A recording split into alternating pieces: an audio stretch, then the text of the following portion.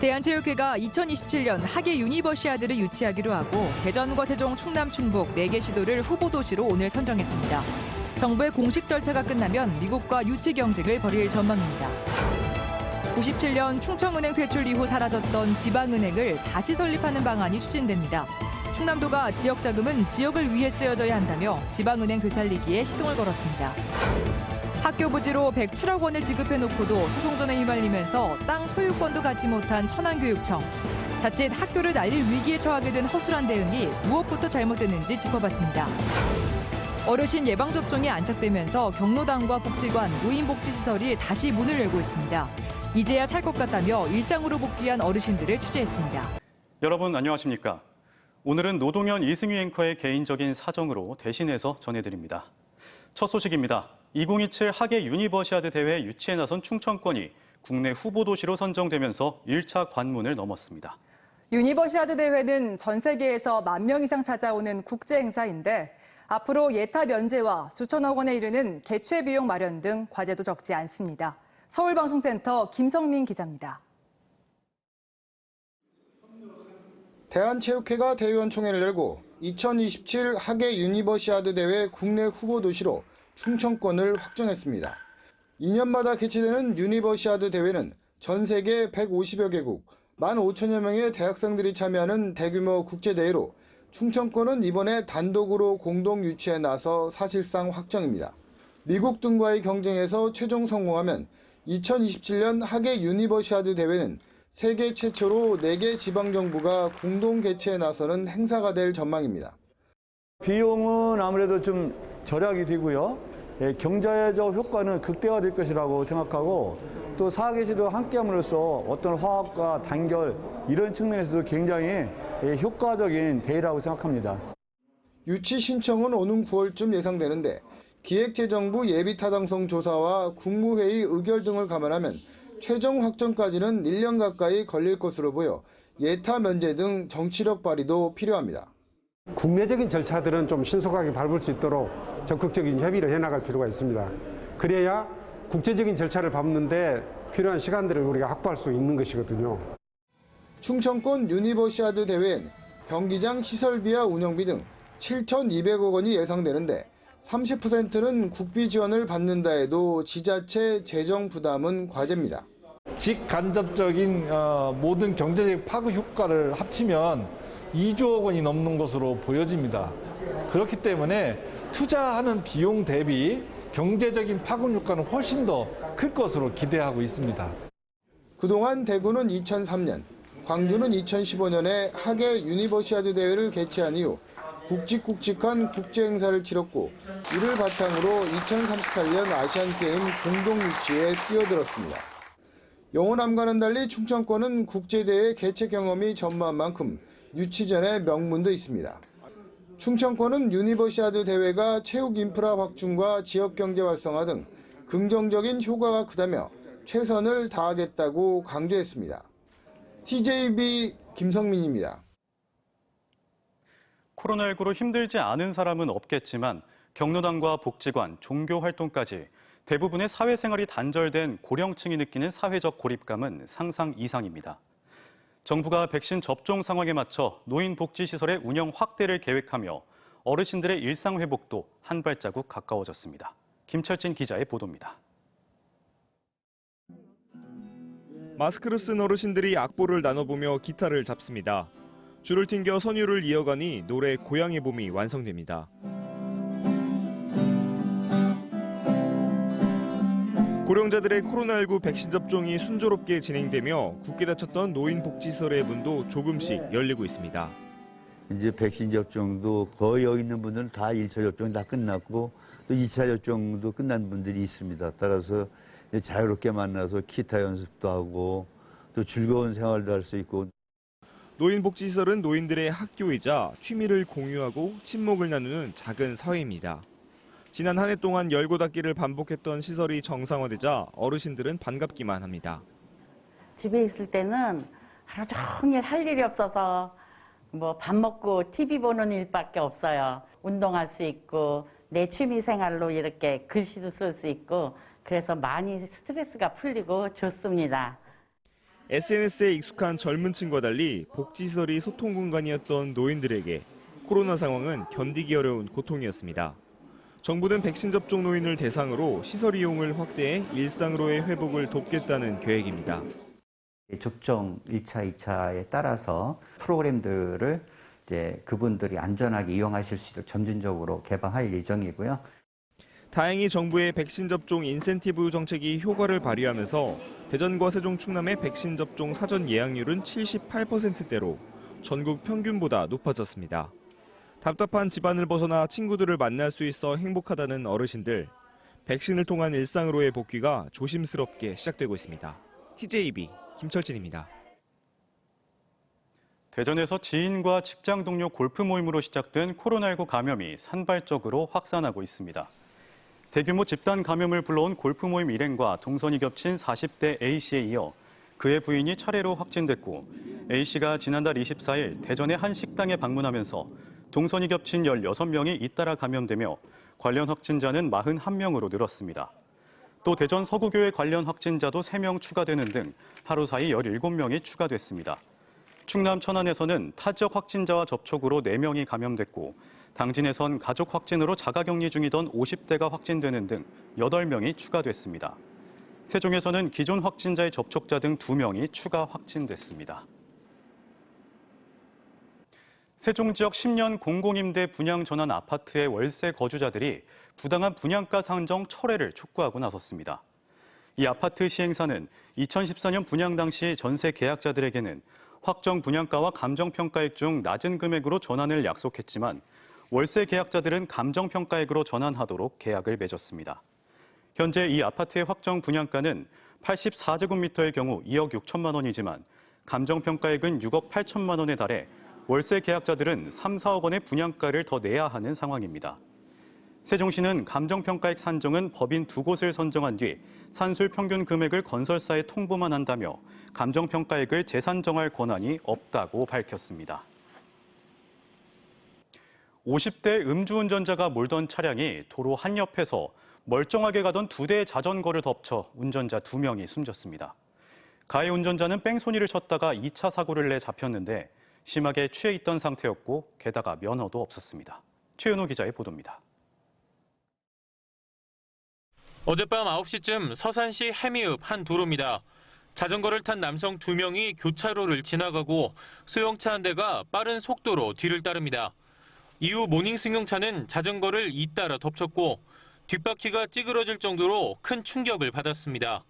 신고를 받고 출동한 119 구급대원이 심폐소생술을 하며 병원으로 옮겼지만 30대 후반의 남성 2명은 끝내 숨졌습니다. 현장 도착했을 때 이제 환자 2명이 이제 자전거와 함께 누워 있었던 상태였고요. 환자 상태를 확인했을 때 2분 다 심정지 상태여가지고 저희가 이제 그 심폐소생술을 진행을 했어요. 승용차 운전자는 사고 현장에서 700m 떨어진 곳까지 달아났다가 다른 차량과 2차 사고까지 낸 다음 멈춰섰습니다. 가해 차량 운전자는 인근에 사는 50대 남성 A씨. 차에서 내린 뒤 태연하게 주변을 배회하던 A씨는 출동한 경찰에 현행범 체포됐습니다. 면허 취소 수준의 만취 상태에서 운전을 했고 아예 운전면허조차 없는 걸로 전해졌습니다. 술이 많이 쳤어. 그 경찰이 막 주민등록번호 물어보니까 지수증에 자기 민증번호도 몰라. 엄청 만취된 것 같아. 여기 서가 있는 것도 그렇고 중얼중얼거리고 그러더라고요. 또 피해자 2명은 헬멧을 착용하고 조명을 켜는 등 안전장치를 갖추고 갓길에서 자전거를 탄 것으로 나타났습니다. 경찰은 특정범죄 가중처벌법 위반 등 혐의로 A씨에 대해 구속영장을 신청하고 정확한 사고 경위를 조사하고 있습니다. TJB 최은호입니다. 여성 공무원이 민원인의 심한 성희롱 발언에 충격을 받고 기절해 병원 치료를 받아 논란이 일고 있습니다. 충남도 소속 직할기관의 태안사무소에서 근무하는 공무원 B씨는 지난 1일 오전 민원인 A씨로부터 앉은 자세에 대해 지적을 받았고 이 과정에서 성적인 부분이 언급되자 심한 모멸감에 정신을 잃어 병원으로 옮겨져 치료를 받았습니다. 경찰은 자세한 사건 경위를 파악 중이며 문제가 드러나면 법에 따라 처리하겠다고 밝혔습니다. 지난 1998년 IMF 당시 충청은행이 문을 닫았는데요. 하지만 단지 은행 하나가 없어진 걸로 끝나지 않았습니다. 지역에서 번 돈은 줄줄이 서울로 향했고 반대로 지역 기업은 돈줄이 마르는 결과를 부른 건데요. 뒤늦게나마 지방은행 설립 움직임이 시작됐습니다. 강진원 기자가 보도합니다. 지난 1998년 IMF 체제 당시 구조조정을 이유로 충청은행이 퇴출되며 지역 향토 금융이 사라졌습니다. 이후 지역 기업들은 서름의 연속이었습니다. 수도권 대형은행에 손을 벌려야 했지만 지역 특수성을 인정받지 못해 적기에 자금 지원이 쉽지 않았습니다. 우리 지방은행이 생기면 기업의 중소기업과 자영업자들하고 밀착되어 있기 때문에 신속하게 특성에 맞게 포인트 지원이라 그럴까요? 뒤늦게나마 충남도의 주도로 충청권 지방은행의 부활 움직임이 일고 있습니다. 서울에서 열린 지방은행 설립 토론회에서는 현재 모순된 지역 금융 실태가 소개됐습니다. 충남의 경우 지역 내 총생산은 239조 원, 비수도권 가운데 1위였지만 자본의 역외 유출은 25조 원으로 번 돈이 가장 많이 외부로 빠져나갔습니다. 특히 향토은행이 있는 타 지역의 경우 영남권의 부산, 대구, 경남은행, 호남권의 광주, 전북은행이 지역 대출의 최고 50%까지 차지했지만 충남은 이런 기회 자체가 봉쇄됐습니다. 즉 지역 기업이 돈을 벌어 은행을 통해 재투자하고 지방은행은 기업과 개인의 어려움을 지원하는 선순환 구조가 충남은 막힌 겁니다.